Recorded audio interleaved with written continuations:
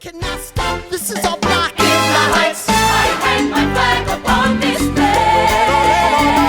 Keith, what's going on with our friend, our good friend, someone who's been on this show 4 times, with the goddess Rita Moreno? I mean, did she say anything that was, like, how bad was it? I heard the quote. I'm trying to follow this story as best I can. She was trying to defend Lin-Manuel Miranda, and she apologized today. But what's the nature of this?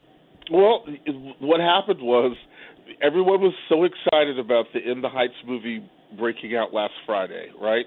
Yeah. And the argument that was sent out was that in the process of the film, if you were looking at the film very closely, you will notice that there were no black Latino or black Latinx energy mixed in with all of the other Latinx energy. Right.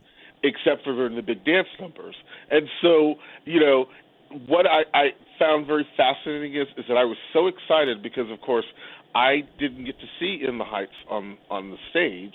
Right. So I was, and of course I own the cast recording, but I wanted to finally get to see the story told, just to see it get told, Sure, yeah. And I watched that entire thing, and do you know, it never even dawned on me to ask the question, where were the black Latinx people? Like, it didn't even dawn on me through the process of the storytelling because, not for nothing, Lin-Manuel Miranda, when he wrote it, when he was thinking about it, I mean, those people look like the folks that Lin-Manuel grew up around, like, it's like you don't see a lot of dark-skinned babies in the mix of Lin-Manuel Miranda, and it's not a bad thing. It's just that we're all there, and it's all different. And it's like, and poor Rita Moreno was like, couldn't we just enjoy the Latin energy for just once? Yeah, like she said, you're attacking they're really attacking the wrong person. She acknowledged that yes, there's Puerto Ricanos who are also from Guatemala who are dark and who are fair. We're all colors in Puerto Rico.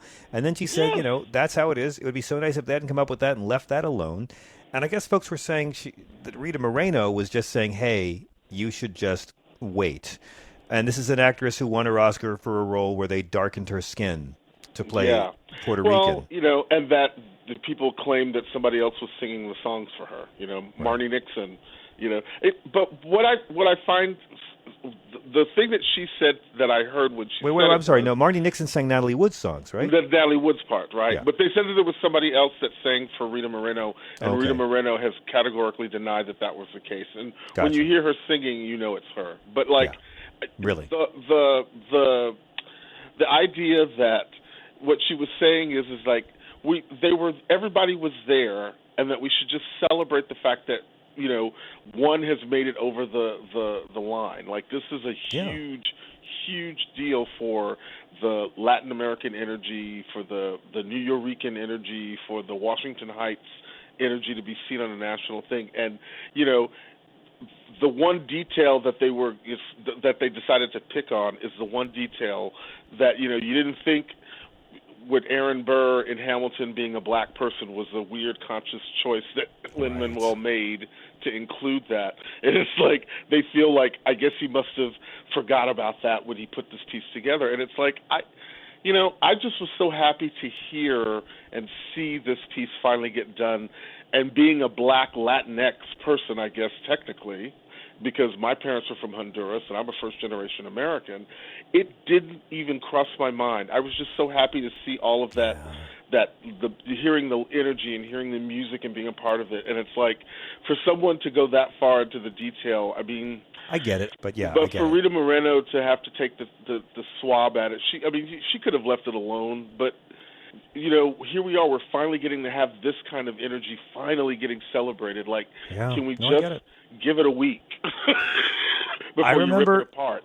I remember when Empire Strikes Back came out, and George Lucas said he had taken heat for not having black characters in Star Wars, and then he adds Lando Calrissian in Empire Strikes Back, and he said after that movie came out, he took heat for not having more Puerto Ricans in Star Wars, and he said, I feel like you just can't win, and I kind of see it both ways. I see, like, yes, you can make the movie you want to make, and progress is progress, and you're never going to please everyone, but at the same time, these kind of protests are what move the needle in our society. These kind of protests are what move progress forward.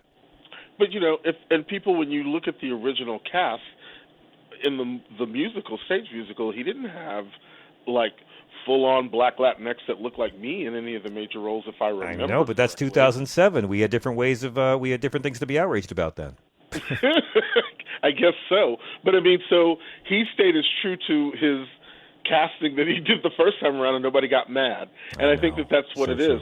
And and again, sometimes when you are the first to really get this moment, people are already looking to knock you down. And he managed to get through In the Heights the first time around, and then go from that right into Hamilton and become this phenom that at some point someone was going to have to try to take a swipe at. And the thing is that if this is what they're going to go for, then they had to really, really think very hard to go for it.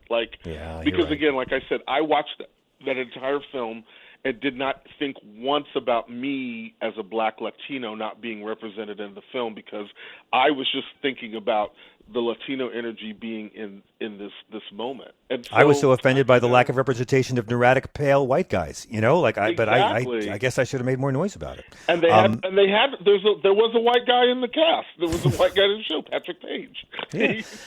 Let's go back to the phones, though. People have been waiting a long time, and we got a lot of Keith Price fans who want to weigh in. Dale in Maryland, you're on with Mr. The Price. life for what it's like In Washington Heights.